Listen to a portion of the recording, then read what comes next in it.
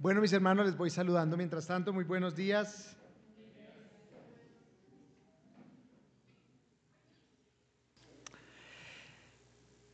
Continuamos, hermanos, con nuestra revisión breve, por cierto, de este profundo sermón del Señor Jesucristo, como ya nuestro hermano Gustavo Adolfo nos estuvo enseñando, introduciendo la primera parte del sermón en un momento muy especial, porque el Señor Jesucristo se está despidiendo de sus apóstoles. Se está despidiendo de una forma que ellos no entendían, no sabían todo lo que iba a suceder. Nosotros en este momento lo vemos como la última conversación básicamente que pudieron tener juntos, pero era una despedida con unas características definitivamente diferentes a las de cualquier despedida entre los seres humanos que ya no se van a volver a ver. En un sentido, mediaba la muerte, y cuando dos seres humanos nos despedimos mediando la muerte, sabemos que es de alguna manera una despedida para la cual ya no hay un segundo chance, ¿no? Lo que se dice y ya después no hay ninguna oportunidad, porque la muerte es en un sentido irreparable para nosotros los seres humanos. En esta despedida entre el Señor Jesús y sus apóstoles mediaba la muerte, pero ellos no tenían la capacidad de imaginar todo lo que venía después de la muerte, así que no sabían qué tan definitiva pero a la vez transitoria era esta despedida. En este momento nos corresponde estudiar la porción del 15 al 31 y vamos a leerla y después vamos a explicar por qué la llamamos el don supremo. Si me aman, guarden mis mandamientos, y yo le rogaré al Padre y les dará otro consolador para que esté con ustedes para siempre. El Espíritu de verdad, al cual el mundo no puede recibir porque no le ve ni le conoce, pero ustedes le conocen porque mora con ustedes y estará en ustedes. No los dejaré huérfanos, vendré a ustedes. Todavía un poco y no me verán más, todavía un poco y el mundo no me verá más, pero ustedes me verán, porque yo vivo, ustedes también vivirán. En aquel día ustedes conocerán que yo estoy en mi Padre, y ustedes en mí, y yo en ustedes. El que tiene mis mandamientos y los guarda, ese es el que me ama. Y el que me ama será amado por mi Padre, y yo le amaré y me manifestaré a él. Le dijo Judas, no el Iscariote: Señor, ¿cómo es que te manifestarás a nosotros y no al mundo? Respondió Jesús y le dijo: el que me ama, mi palabra guardará, y mi Padre le amará, y vendremos a él y haremos morada con él. El que no me ama, no guarda mis palabras, y la palabra que han oído no es mía, sino del Padre que me envió. Les he dicho estas cosas estando con ustedes, pero el Consolador, el Espíritu Santo, a quien el Padre enviará en mi nombre, Él les enseñará todas las cosas y les recordará todo lo que yo les he dicho. La paz les dejo, mi paz les doy. Yo no se la doy como el mundo la da. No se turbe su corazón, ni tenga miedo. Han oído que yo les he dicho, voy y vengo a ustedes. Si me amaran, se habrían regocijado, porque he dicho que voy al Padre, porque el Padre mayor es que yo. Y ahora les he dicho esto antes de que suceda, para que cuando suceda crean. No hablaré ya mucho con ustedes, porque viene el príncipe de este mundo, y él nada tiene en mí. Mas para que el mundo conozca que amo al Padre, y como el Padre me mandó, así hago. Levántense, vámonos de aquí. Entonces, en este pedazo del sermón del Señor Jesucristo que estamos estudiando, si quisiéramos resumirlo en una frase, podríamos resumirla como el don supremo. ¿Qué significa un don? Significa un regalo. Es básicamente una palabra equivalente, pero la palabra don tiene una connotación adicional, y es que resalta la generosidad de quien lo entrega.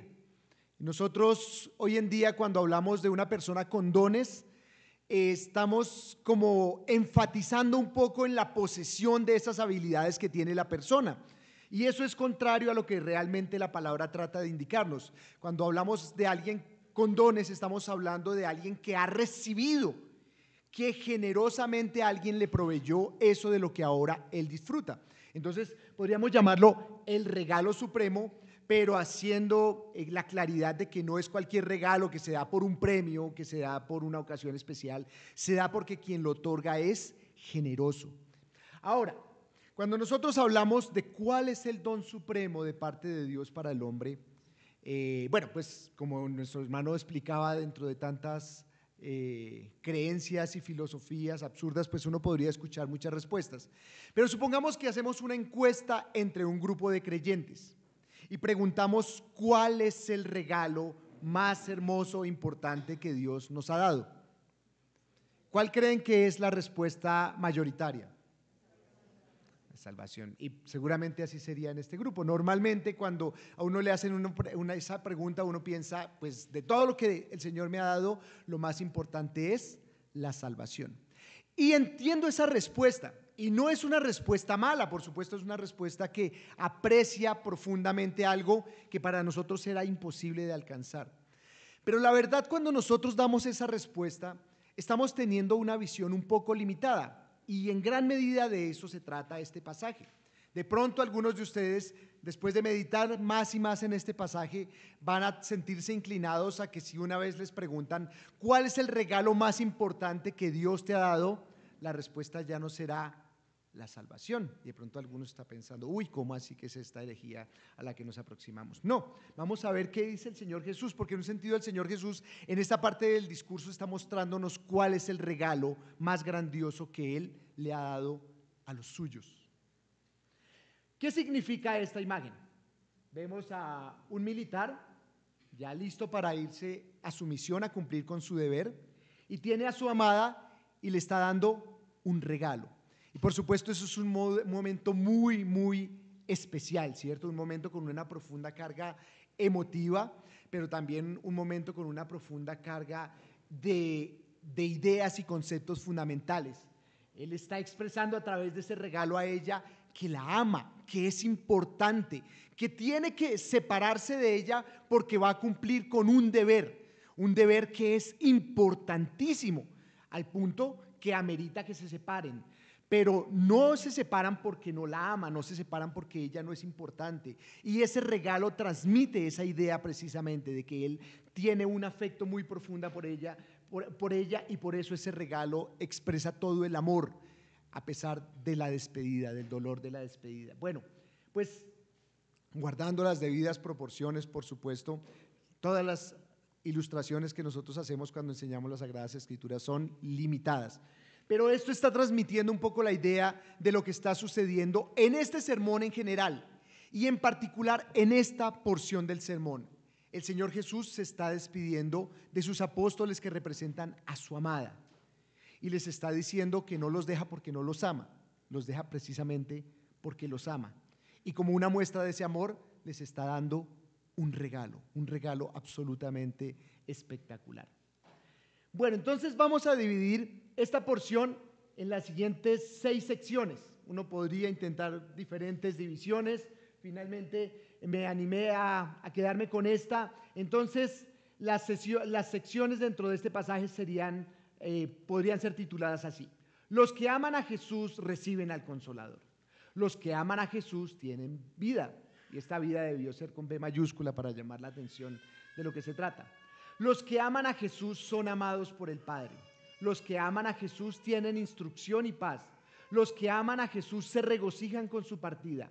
Debemos amar a Jesús como Él amó al Padre. Y aquí también una mayúscula y una tilde, perdón por los errores. Bueno, entonces vamos con la primera parte, versículos del 15 al 18.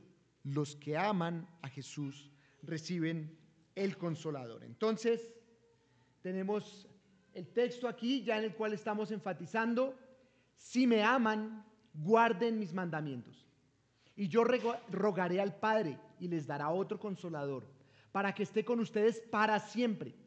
El Espíritu de verdad, al cual el mundo no puede recibir porque no le ve ni le conoce. Pero ustedes le conocen porque mora con ustedes y estará en ustedes. No los dejaré huérfanos, vendré a ustedes. Entonces, algunas frases en las que podemos llamar la atención, si tuviéramos más tiempo lo haríamos aún más detalladamente, pero no podemos hacerlo con ese grado de detalle. El Señor Jesucristo arranca esta parte del sermón diciendo: si me aman, guarden mis mandamientos. Y esa es una frase muy fuerte. ¿Por qué? Porque decir cosas de labios para afuera es sencillo para el ser humano, ¿no? Nosotros, con la naturaleza pecaminosa que mientras estemos en este cuerpo de muerte nos hostigará, fácilmente mentimos, fácilmente decimos cosas que no son ciertas. Y entonces, si a uno le hacen una pregunta cuya respuesta por alguna razón resulta obvia, pues uno la dice: ¿usted ama a Jesús? La respuesta: pues no puedo decir que no, qué pena ir a decir que no, ¿cierto? Entonces sí, yo amo a Jesús. Y el Señor entonces lo pone en estos términos: si me aman, guarden mis mandamientos. Y eso sí ya es otro nivel. Una cosa es decir yo amo a Jesús, y otra cosa es guardar los mandamientos de Jesús. Y en este mundo se puede encontrar un gran número de personas dispuestas a decir yo amo a Jesús, que lo único que le cueste sea un poco de saliva y un poco de aire: yo amo a Jesús.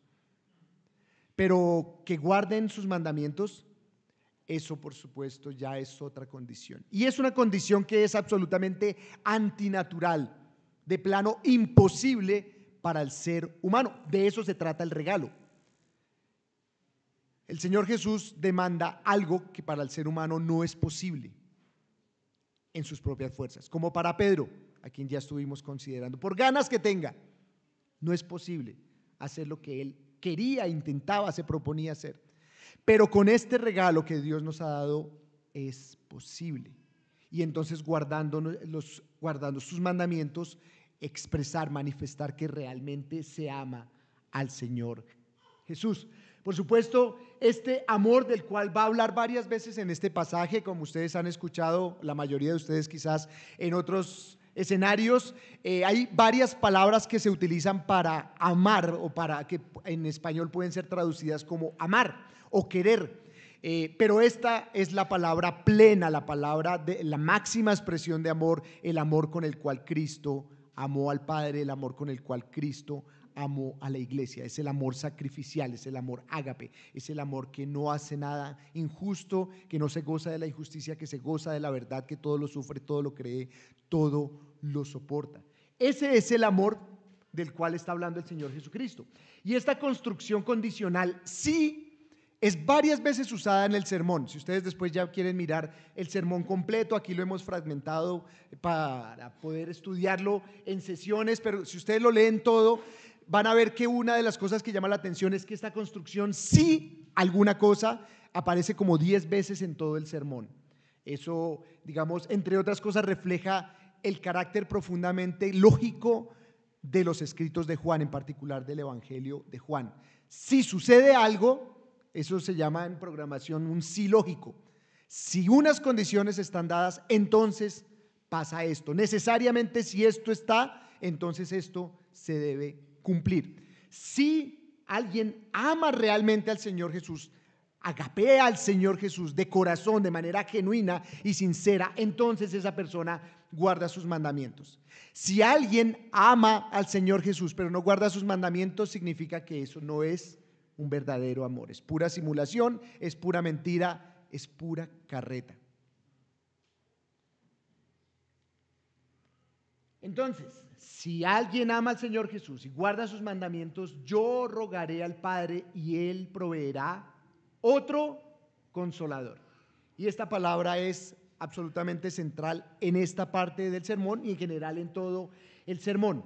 Esto así lo traduce Reina Valera, consolador. Varias otras versiones utilizan la palabra ayudador.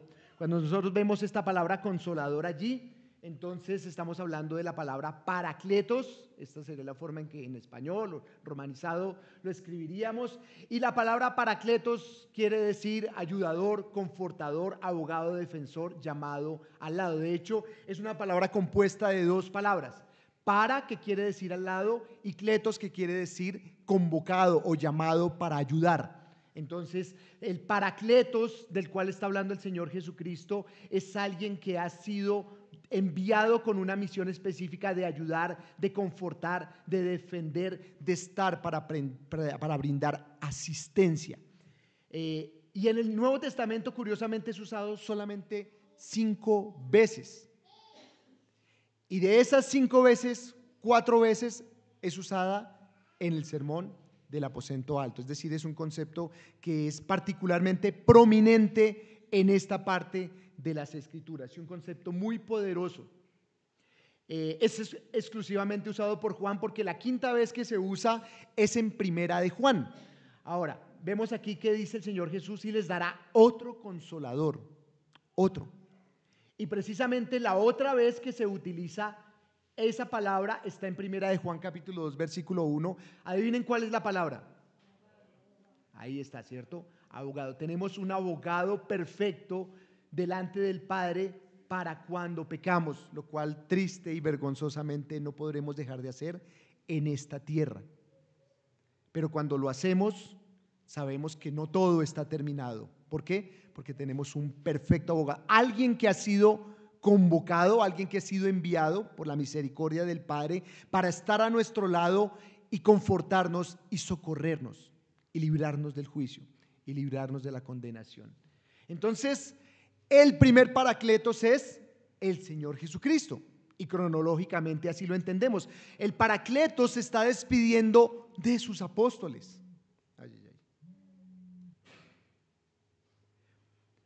El Paracletos está en este momento dando las últimas palabras que tendrían en conversación íntima a sus apóstoles. Y les está diciendo: yo me voy a separar de ustedes, pero no los dejaré huérfanos, y les voy a dar otro ayudador, consolador, otro que estará a su lado para socorrerlos. El Espíritu de verdad. Pues no sé si hay alguien aquí que en este momento estaba preguntándose: ¿y quién es ese que dejó el Señor Jesucristo? Probablemente ya todos han escuchado de una u otra forma que ese asistente maravilloso, esa provisión preciosa y perfecta que el Señor Jesucristo dejó en su sustitución para los suyos fue el Espíritu de verdad. También lo llamamos el Espíritu Santo, ¿cierto? ¿Qué hace el Espíritu de verdad? Bueno, el Espíritu de verdad tiene varias características que en muchas maneras se van a describir durante este pasaje. Una de las cosas que sabemos del Espíritu de verdad aquí en este versículo es que el mundo no lo puede recibir porque no lo ve y no lo conoce. Es algo maravilloso que el mundo no puede disfrutar. Es un tesoro indescriptible al cual el mundo no puede acceder. El Señor Jesucristo está hablando con los suyos. ¿Qué fue lo último que pasó antes de que iniciara esta conversación? Se fue el hijo de perdición, representando que esto es una conversación entre creyentes, entre aquellos de los cuales el Señor no iba a perder ni uno solo. Vino a rescatarlos y con éxito absoluto nos rescató. Y nosotros tenemos el privilegio de disfrutar del Espíritu de verdad, pero el mundo no lo ve y no lo conoce. El mundo no tiene acceso a esta maravillosa provisión de parte de Dios. Pero nosotros sí le conocemos, mora con nosotros y estará en nosotros. Y acá empezamos a entender por qué el Señor Jesucristo en este sermón dice que aunque esto es una despedida, y las despedidas son muy tristes, en realidad lo que está sucediendo a través de esta despedida es algo que le conviene a los hijos de Dios. Porque el sustituto del Señor Jesucristo, que es el Espíritu de verdad, no solamente mora con nosotros, sino que mora en nosotros. Eso es un misterio, no lo podemos entender completamente, pero de alguna forma desde el español más simple sí podemos entender la diferencia entre estas dos preposiciones, ¿cierto? Una cosa es que mi esposa está conmigo, pero normalmente yo no digo mi esposa está en mí, ¿cierto? Porque eso significa que está adentro, que está contenido. Y el Señor Jesucristo estaba con sus apóstoles, pero el Señor Jesucristo no estaba dentro de sus apóstoles. Y menos podría suceder eso en la medida que los discípulos del Señor Jesucristo se multiplicarían en número y en ubicación hasta lo último de la tierra. Tener al Señor Jesucristo al frente, poder verlo, poder escucharlo, pues es una cosa maravillosa, sin duda. Uno se imagina lo que sería eso y suspira si hubiésemos tenido ese privilegio. Pero no es menor el privilegio que nosotros tenemos ahora. El sustituto que el Señor Jesucristo nos ha dado no es menor que Él mismo, pero tiene una ventaja sobre Él en cuanto a la protección de sus discípulos. Y es que no solamente está con ellos, sino que está en ellos. Y eso es un asunto asombroso. Que nosotros vamos para allá, es de día, es de noche, estamos tristes, estamos alegres, vamos a cualquier rincón de la tierra y el Paracletos está con nosotros y está en nosotros. Y entonces ahora sí se vuelve más claro el Salmo 139, donde dice que no hay donde podamos escondernos o alejarnos del Señor. ¿Quién nos separará si Él ahora está en nosotros, portadores del Dios de los ejércitos? Entonces, lo que está haciendo el Señor Jesucristo no es para detrimento ni para perjuicio de sus discípulos, de ninguna manera. Él no nos dejaría huérfanos. Él vendría a nosotros, y aquí empieza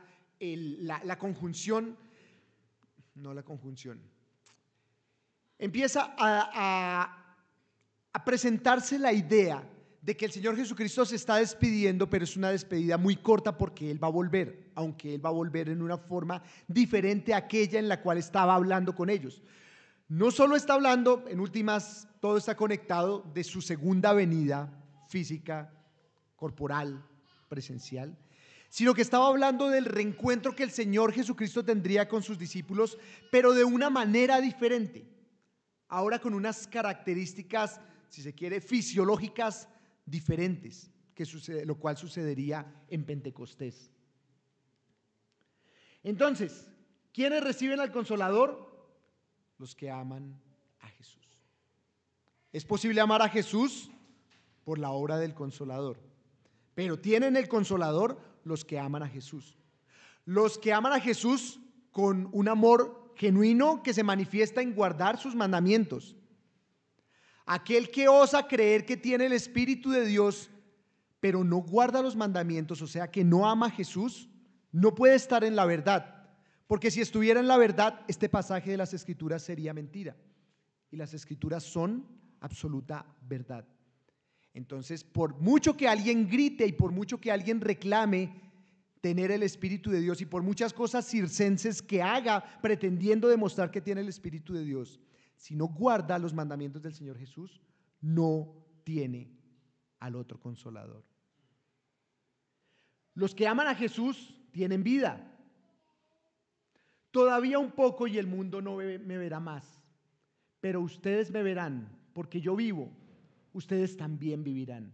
En aquel día ustedes conocerán que yo estoy en mi Padre y ustedes en mí y yo en ustedes. Entonces el Señor Jesucristo sigue desarrollando la idea en este escenario de despedida. Un poco que faltaban unas horas, unos pocos días, un par de días para que el Señor Jesucristo muriera y a los ojos del mundo en principio ya no lo vieran más. Los líderes religiosos pensaron que se habían robado el cuerpo, ¿no? Y hasta ahí había sido Jesús en su engaño, en el engaño que ellos tejieron y del cual ellos mismos fueron víctimas. Ellos ya no verían más a Jesús, pero sus discípulos lo verían. Es interesante que cuando uno considera las apariciones del Señor Jesucristo resucitado, ¿a quién se aparece el Señor Jesús? A los suyos. Y es diferente a como uno pensaría, ¿no? Uno pensaría, el Señor Jesús dejó la tumba vacía, venció la muerte, vaya se le aparece al sumo sacerdote, vaya se le aparece a Pilato, Se le aparece a César. Bueno, así piensa uno, pero el Señor no piensa como nosotros. Se le apareció a los suyos lo iban a ver, lo vieron, pero el mundo ya no lo vería más. Y los suyos al verlo físicamente y después en la forma en que lo pudieron ver en Pentecostés, vivirían, verificarían que el Señor Jesús vive y entonces ellos también vivirían. De hecho, eso lo acabó de decir unos versículos antes, ¿no? ¿Qué dijo el Señor Jesucristo? Yo soy el camino, la verdad y la vida. Él es la vida. Y entonces aquellos en los cuales Él está, aquellos con los cuales Él verdaderamente está, disfrutan de vida. Y los que no están con Jesús no tienen vida. No tienen la vida de la cual habla el Señor Jesús. No tienen la vida que solamente el Señor Jesús puede dar. Son muertos vivientes. Realmente es un drama triste, doloroso. Una persona que camina por este mundo sin Cristo, un zombie, un muerto viviente, alguien cuyo corazón late, pero que está muerto en delitos y pecados, que a los ojos de Dios es mucho peor que la muerte física, ¿no? La muerte física es horrenda, entre otras cosas, porque trae putrefacción. Pero hay personas cuyo corazón late muy saludablemente y delante de Dios están en esa terrible putrefacción, porque están muertos en delitos y pecados. Y la única forma de estar rescatado de esa situación, de tener vida, es estar con Jesús, pertenecer a aquellos a los cuales Jesús se ha revelado. El mundo no lo ve, no lo conoce, no disfruta de él y está muerto y está corrupto. En aquel día ustedes conocerán que yo estoy en mi Padre y ustedes en mí y yo en ustedes. Esta expresión en aquel día aparece también varias veces en el sermón. Y la verdad puede haber un poco de debate acerca de exactamente a qué se refiere en aquel día. Mi interpretación es que aquel día es la era de la iglesia de Pentecostés en adelante. Aquel día en el cual los creyentes pueden verificar, pero no con ojos físicos, sino con ojos espirituales, que el Señor Jesús está en el Padre, que nosotros estamos en Jesús y que Él está en nosotros. Eso ya no es un acto físico, eso ya no es un asunto que se pueda verificar experimentalmente con las técnicas que nosotros tenemos. Eso es un asunto espiritual. Este cuadrito trata de mostrarlo. El Señor Jesucristo dice que Él está en el Padre, que en aquel día, cuando se revele ya más claramente a sus discípulos la verdad, entonces entenderemos que el Hijo está en el Padre, que la iglesia está en el Hijo, que el Hijo está en la iglesia, que la iglesia entonces, por lo tanto, está en el Padre, ¿cierto? Porque si nosotros estamos en Cristo, Cristo está en nosotros y Cristo está en el Padre, entonces nosotros estamos en el Padre. Es una forma, digamos, un poco más elaborada de decir lo que nuestro hermano Gustavo Adolfo nos estuvo explicando hace un rato. El camino perfecto al Padre, el único, suficiente y aceptable puente entre el pecador y el Padre de las luces, en quien no hay varianza ni sombra de mudanza, en quien no hay cambios, eterno, glorioso. ¿Cómo el pecador puede llegar a estar en el Padre? ¿Cómo el pecador puede ser admitido delante de tan glorioso Padre en su trono de esplendor? Mediante el Hijo. Porque el Hijo está en el Padre. Hay una unidad absoluta y perfecta entre el Hijo y el Padre. Y por la obra de Cristo y la generosidad de Cristo, la iglesia está en el Hijo. Y el Hijo está en la iglesia. ¿Cómo está el Hijo en la iglesia? A través del otro Paracletos, del otro Consolador. Y entonces nosotros estamos en el Padre. Y pues varias palabras del hermano Timo León esta mañana me llamaron la atención. Unas de ellas fueron: a veces pedimos cosas que ya tenemos en su máxima expresión y no podemos recibir más. En este sentido espiritual nosotros no podemos estar más cerca de Dios, ¿cierto? Porque estamos en Dios, Dios está en nosotros y nosotros estamos en Dios. Claro, ahí hay otro misterio. Cuando vivimos en la carne no disfrutamos, no podemos plenamente disfrutar de eso. Pero estamos en Dios, eso es un milagro maravilloso. Gente tan corriente, tan ordinaria, pecaminosa como cualquiera de nosotros, estamos en Dios. No nos separa un milímetro de Dios. Bueno, entonces, los que aman a Jesús reciben al Consolador, los que aman a Jesús tienen vida, los que aman a Jesús son amados por el Padre. Bueno, condición obvia de lo que acabamos de decir. Si estamos en el Padre, aceptados delante del Padre por la obra del Hijo, no es una aceptación así como que, bueno, sigan ahí, acérquese, pero no tanto, ¿cierto? No, la aceptación por parte del Padre para nosotros, los redimidos, es total. No es solamente que somos aceptables, sino que somos agradables delante del Padre por la complacencia que Él tiene en el Hijo, nuestro Señor Jesucristo. El que tiene mis mandamientos y los guarda, ese es el que me ama. Y el que me ama será amado por mi Padre. Y yo le amaré y me manifestaré a Él. Le dijo Judas, pero no el Iscariote, tranquilos. Este es uno de los de Jesús. Señor, ¿cómo es que te manifestarás a nosotros y no al mundo?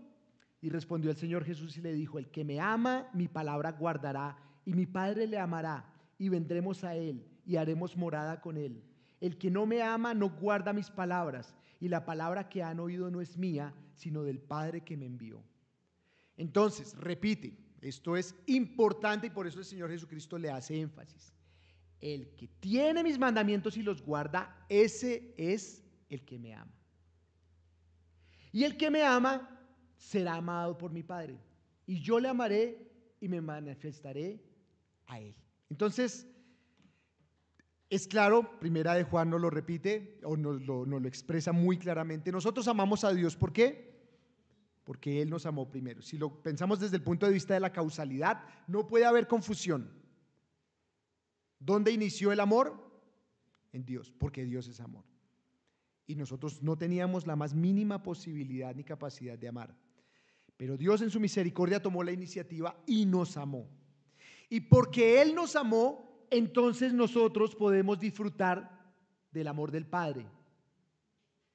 Y cuando nosotros disfrutamos del amor del Padre, de la manifestación plena del Señor Jesucristo, que aquí dice el Señor Jesucristo se manifestará, aquel que guarda sus mandamientos. Entonces, Judas, después de escuchar estas cosas tan maravillosas, quedó con una pregunta. Ok, tú nos amas, nosotros debemos amarte porque tú nos amas. Si nosotros te amamos, entonces el Padre nos ama y además, seguros de que el Padre nos ama, tendremos evidencia de que tú te has manifestado a nosotros, pero está en futuro, me manifestaré a Él. Pero tú te estás despidiendo de nosotros. Las cosas no están tan sencillas, ¿no? Que el Señor Jesús está despidiendo, pero les está avisando que se va a manifestar a ellos. ¿Cómo puede ser eso? Todo eso posible porque son amados del Padre. Entonces, ante la pregunta de Judas, ¿cómo es que te manifestarás a nosotros y no al mundo? ¿Cómo es eso de que nosotros vamos a poder verte, pero el mundo no te va a poder ver? Porque nosotros hemos caminado contigo por 3 años, piensan los apóstoles. Y algunos te seguimos, pero hemos visto que la mayoría te aborrece. Pero cuando tú llegas a un lugar, te vemos los unos y los otros. ¿Cierto? El Señor Jesús llega a un pueblo, a una ciudad, y lo ven los que le siguen y lo ven los que no lo siguen. ¿Cómo será eso de que el Señor Jesús ahora se va a manifestar solo a unos? De pronto, como uno podría ver en una película de ciencia ficción o dibujos animados, ¿no? Que unos lo veían y otros no lo veían. Bueno, vamos a ver cómo sucede esto. ¿Cómo es que Él se podría manifestar a unos y no a los otros? El Señor Jesús le respondió, el que me ama mi palabra guardará, y mi Padre le amará, y vendremos a Él y haremos morada con Él. Entonces, el Señor Jesús está hablando en plural aquí, y está diciendo, aquellos en los cuales el amor del Padre se perfecciona, que tienen la capacidad de guardar mis mandamientos, en ellos nosotros haremos morada. ¿Quiénes son nosotros? ¿De quién está hablando el Señor Jesús? Padre, Hijo y Espíritu Santo, el misterio maravilloso de la Trinidad.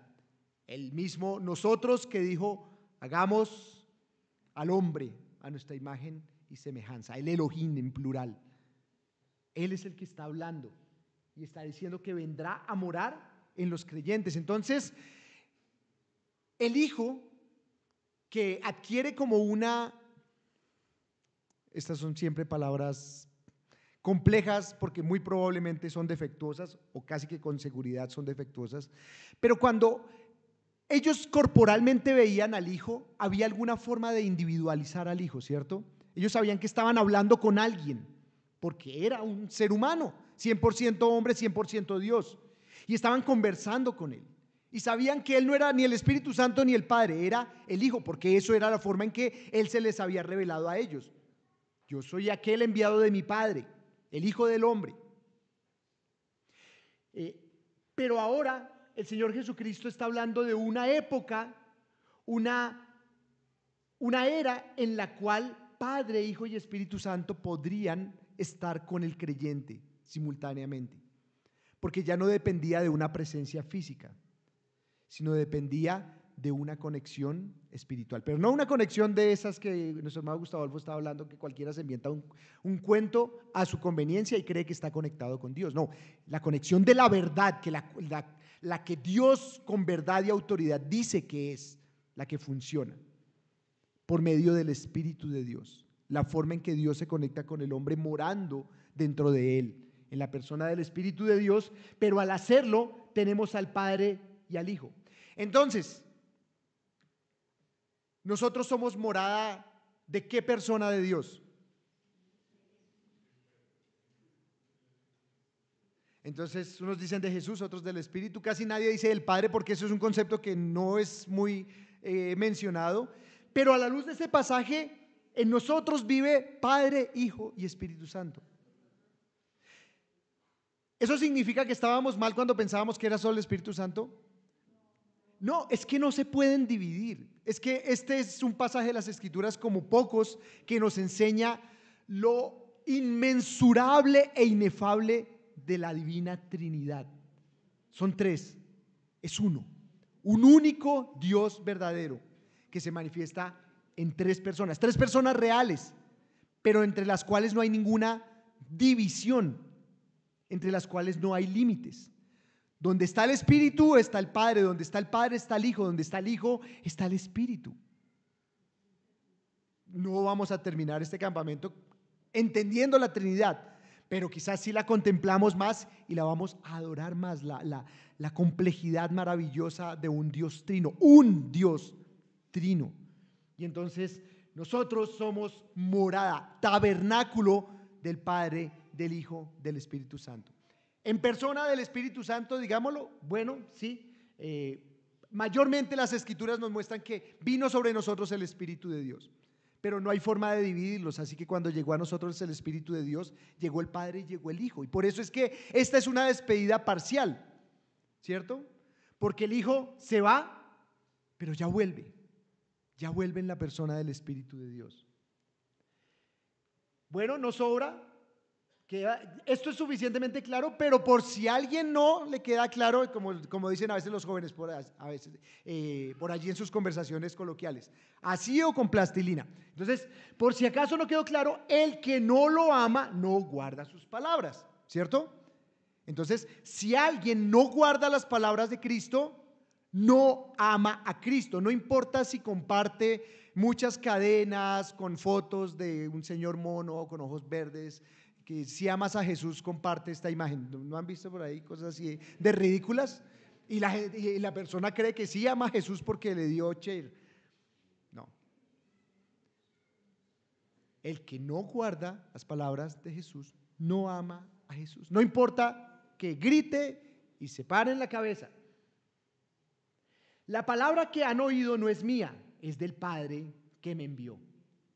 Entonces, aquí un dibujito, una ilustración imperfecta. ¿Qué ven ustedes? ¿Cuántos colores?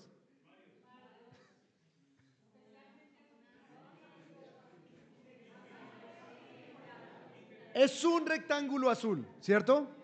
Pero probablemente la inmensa mayoría, si no todos, dirán, no, esto es un azul y esto es otro azul. ¿Dónde empieza este? ¿Dónde termina este? No, no hay forma de saberlo, no hay forma de decirlo. Es una sola cosa, pero hay dos cosas allí, pero no podemos colocar un límite entre ellos. Así es el Padre, el Hijo y el Espíritu Santo. Bueno, mucho más que eso, perdón, pero esto nos ayuda a pensar un poquito en la majestad de nuestro Dios. Ok, los que aman a Jesús tienen instrucción y paz. Como no pude colocar la alarma en este, entonces. Uy, ¿este va hasta las 45 o a las 12? 12. Ah, ok. Pensé que no me he pasado al menos. Ok, los que aman a Jesús tienen instrucción y paz. Les he dicho estas cosas estando con ustedes, pero el Consolador, el Espíritu Santo, a quien el Padre enviará en mi nombre, Él les enseñará todas las cosas y les recordará todo lo que yo les he dicho. La paz les dejo, mi paz les doy. Yo no la doy como la da el mundo. No se turbe su corazón ni tenga miedo. Entonces, el Señor Jesucristo nos está diciendo, bueno, le está diciendo a los apóstoles unas cosas que son como las últimas palabras, ¿cierto? En la configuración del Hijo encarnado. Pero el Espíritu Santo, que el Hijo iba a enviar como regalo, el Consolador, a quien el Padre enviará en mi nombre, Él les enseñará todas las cosas y les recordará lo que yo he dicho. Entonces, de pronto estaban los apóstoles allí preocupados. El Señor Jesús, como siempre, está diciendo cosas maravillosas, pero a la vez está diciendo cosas para las cuales mi cerebro no da. Está diciendo cosas que de hecho me confunden un poco y yo no sé si voy a poder recordar todo lo que está diciendo. Lo que está diciendo es hermoso, pero además de que no lo entiendo, como que se me va a olvidar, y si nos vamos a separar, pues peor. Entonces el Señor Jesús les dice: tranquilos, el Espíritu del cual les estoy hablando, ese ayudador, ese consolador, ese que estará a su lado y dentro de ustedes, Él les va a enseñar y les va a recordar todas las cosas. No es como cuando uno de pronto está en una clase y el profesor dijo algo complicado y rápido y encima de todo dijo que eso salía en el parcial. Entonces ahí sí uno entra en pánico. Pero no, el Señor Jesús les está diciendo: esto no es sencillo, pero tranquilos, tranquilos.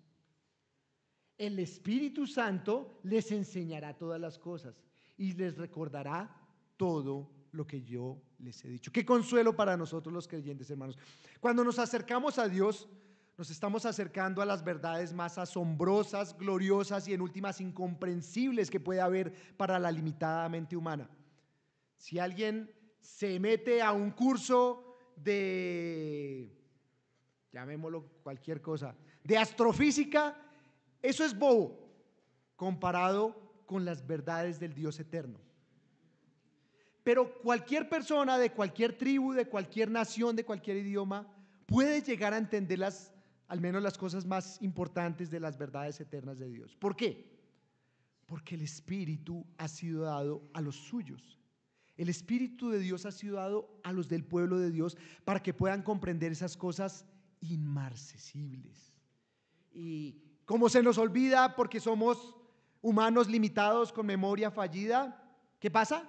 El Espíritu nos recuerda.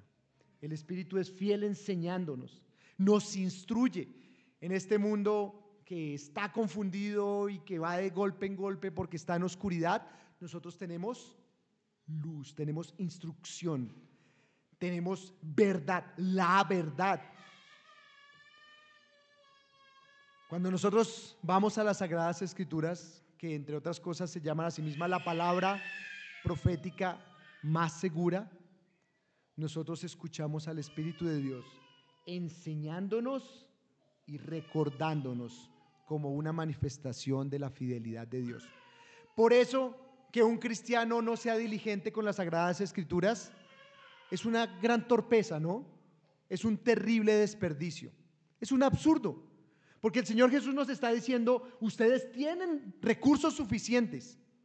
No es el estudio de este campamento, pero sabemos que la obra del Espíritu de Dios primordialmente es a través de su palabra. Esta es la palabra del Espíritu de Cristo.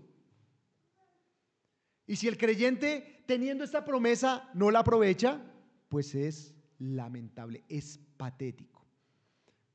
Nosotros, por la misericordia de Dios, tenemos claro que debemos estudiar la palabra del Espíritu de Cristo para ser enseñados y recordados de todas las cosas importantes que el Señor Jesús nos enseña.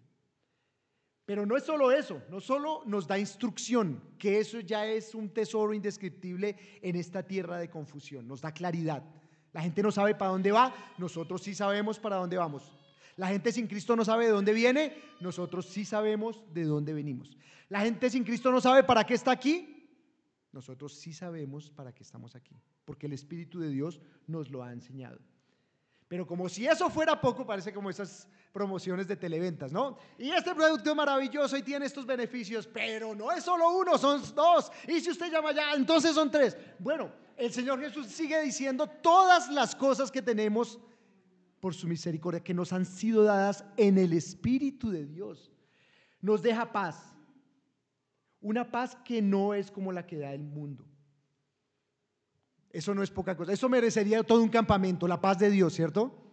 El shalom de Dios, que el hombre perdió por su pecado y que no puede recuperar mientras no llegue a los pies de Cristo, que es el único que restaura del pecado.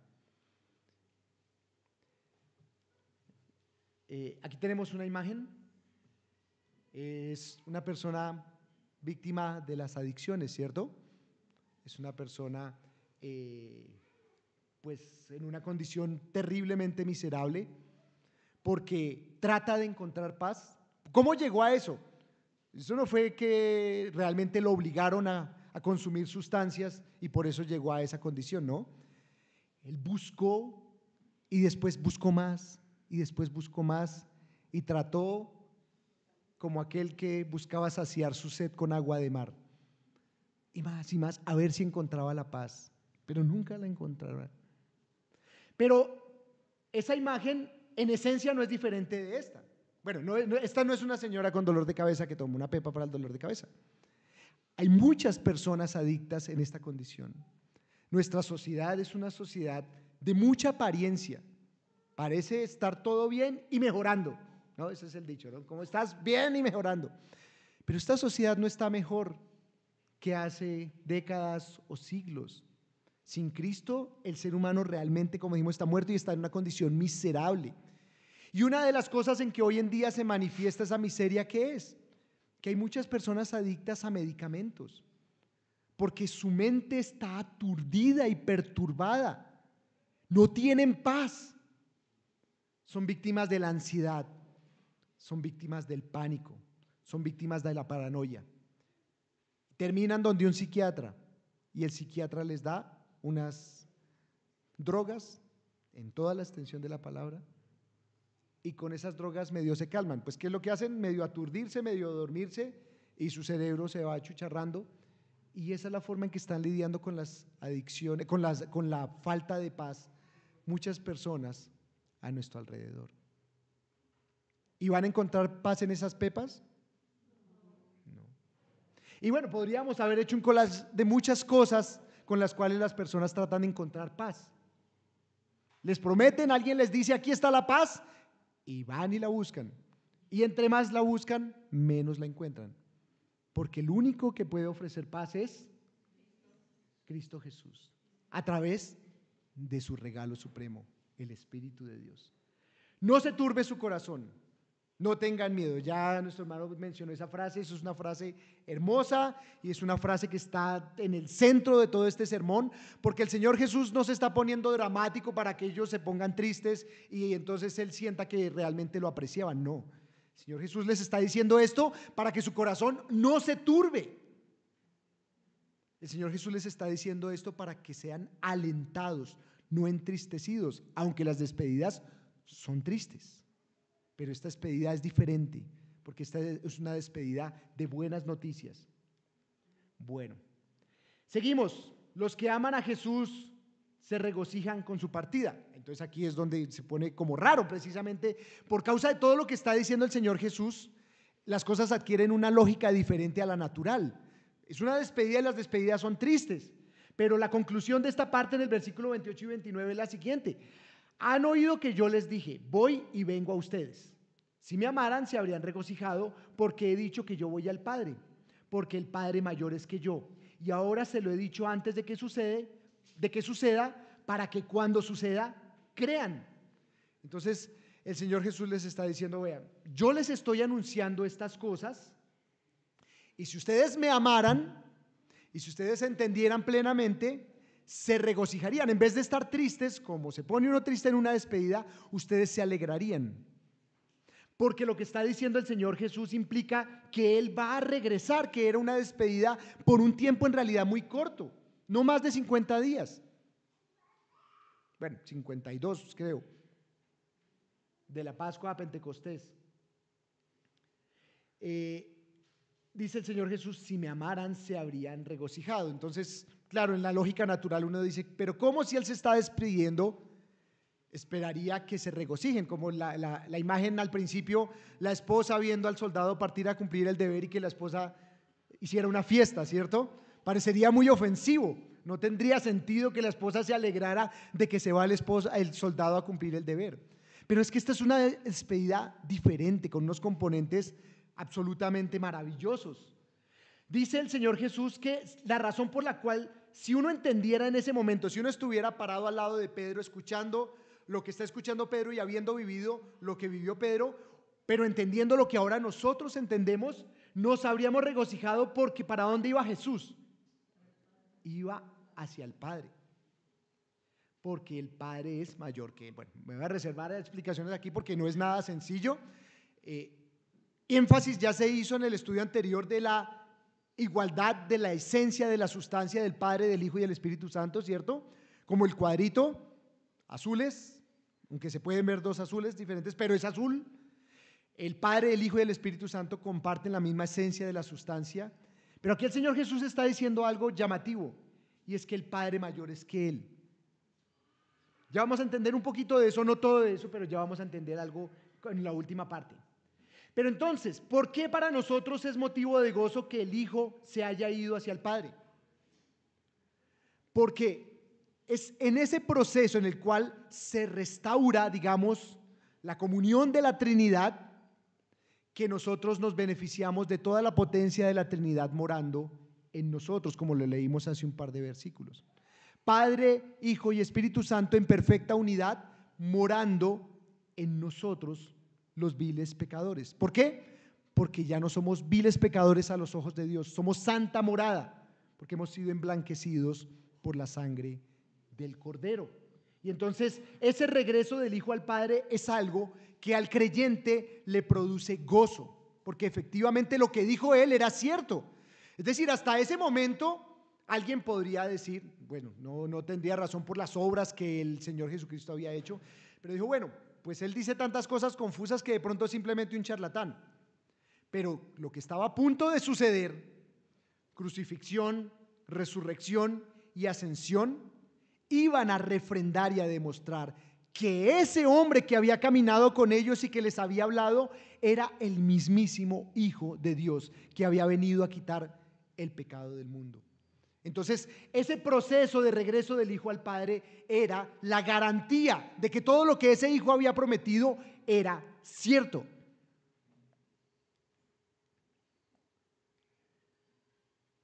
¿Para qué lo dijo el Señor Jesús en ese momento en que no entendían muy bien? Se los dijo anticipadamente para que cuando sucediera, creyeran. Es parte de la didáctica del Señor Jesús. Les dijo cosas que no iban a entender muy bien, pero que después cuando se cumplieran, entonces los iban a dejar con la boca abierta. Entonces tenemos dos imágenes ahí, al principio confuso, de pronto un tipo que es muy avispado, pero lo que está escuchando no tiene todo el sentido, no es fácil de entender. Pero cuando llegan y suceden las cosas, entonces uno queda, wow, ¿qué es esto? Esto que nosotros hablamos aquí tan fácilmente de la Santa Trinidad, para Pedro, para Juan el apóstol o Juan el Bautista, eso era chino avanzado mezclado con árabe, ¿no? Es una cosa realmente ininteligible en la mayoría de los aspectos. Y ahora nosotros lo entendemos y estamos con una facilidad diciendo, y es que el Padre y el Hijo y el Espíritu Santo son tres y son uno. Tampoco es que lo entendamos muchísimo más allá, pero entendemos cosas que para ellos eran absolutamente no reveladas, plenamente incomprensibles. Entonces, como niños, contemplamos a Dios y nos asombramos de nuestro Dios trino. Terminamos. Los que aman a Jesús, los que aman a Jesús, los que aman a Jesús, los que aman a Jesús, los que aman a Jesús. Esto es para los que aman a Jesús. Todas estas cosas hermosas son para los que aman a Jesús. Y yo te invito a pensar, ¿tú amas a Jesús?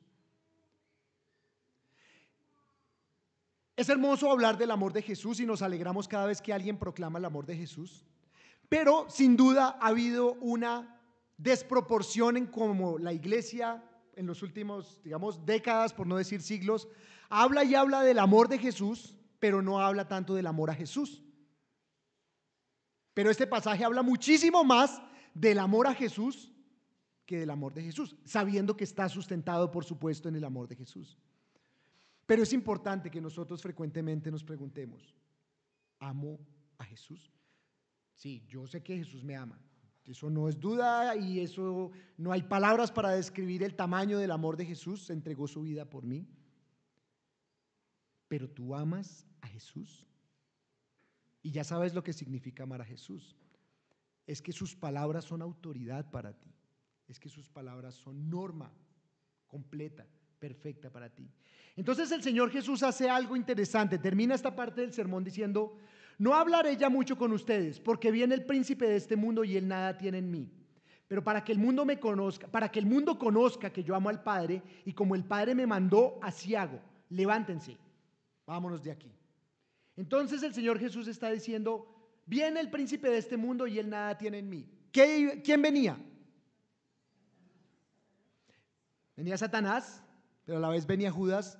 Pero tampoco venían exactamente a ese lugar. Ellos estaban ahí en el aposento alto donde tuvieron la cena, ¿cierto? La última cena.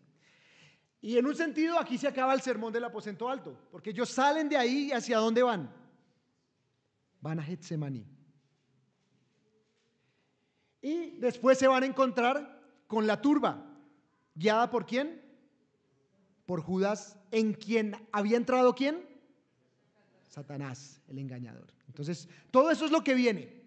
La obra de Satanás, que pensaba que con esto iba a obtener la victoria y en realidad estaba simplemente sellando su perdición. Venía Judas con su plan de traición, venía la turba queriendo quitar a este rey que no satisfacía sus expectativas. Y no hay comunión entre el Señor Jesucristo y el príncipe de las tinieblas. Pero para que el mundo conozca que el Hijo ama al Padre, ¿qué va a hacer el Hijo? Va a ser como el Padre le mandó. Es lo mismo de lo que hemos estado hablando desde el principio. Tú amas a Jesús. ¿Qué significa que ames a Jesús? Que tú haces lo que Jesús dice. Que a ti te gusta A, pero Jesús dice B, entonces tú haces B. Que tú quieres ir a A, pero Jesús dice ve a B, entonces tú vas a B. Que a ti te gusta esto, pero Jesús dice eso no es lícito, entonces tú no lo haces. No es tan complicado tampoco, al menos entenderlo. Hacerlo no es sencillo. Necesitamos al Espíritu de Dios. Pero entenderlo no es tan complicado. Amar a Jesús significa someterse y hacer lo que Él dice. ¿Quién nos lo dice? El ejemplo supremo de obediencia. ¿Qué hace el Hijo? Le va a demostrar al Padre, está a punto de desatarse toda esa historia dolorosa de la pasión y muerte del Señor Jesucristo. ¿Qué es la pasión y muerte del Señor Jesucristo? Lo podemos describir así: es la demostración de que el Hijo ama al Padre. Muchas veces no lo vemos así. Vemos como la pasión y muerte del Señor Jesucristo, la demostración de que el Hijo me ama a mí. Y lo es. Pero tiene una perspectiva más doxológica pensar en que la muerte del Señor Jesucristo fue la demostración de que el Hijo ama al Padre. Su sumisión al Padre es completa y perfecta. Y por eso Él tiene derecho a decirnos: ¿me amas? Obedéceme. Si tú realmente me amas, haz lo que yo te digo, de lo contrario no seas mentiroso. Eso nos dice el Hijo y nos lo dice con autoridad, porque Él fue a tomar la copa amarga. Iban al monte donde el Señor Jesucristo dijo: Padre, si quieres pasa de mí esta copa, porque era una copa terriblemente amarga. Pero ¿cómo termina el Señor Jesucristo la oración? No se haga mi voluntad, sino la tuya. ¿Por qué sabemos que el Hijo amó al Padre? Porque hizo lo que el Padre le dijo. Lo demás es carreta. Oremos.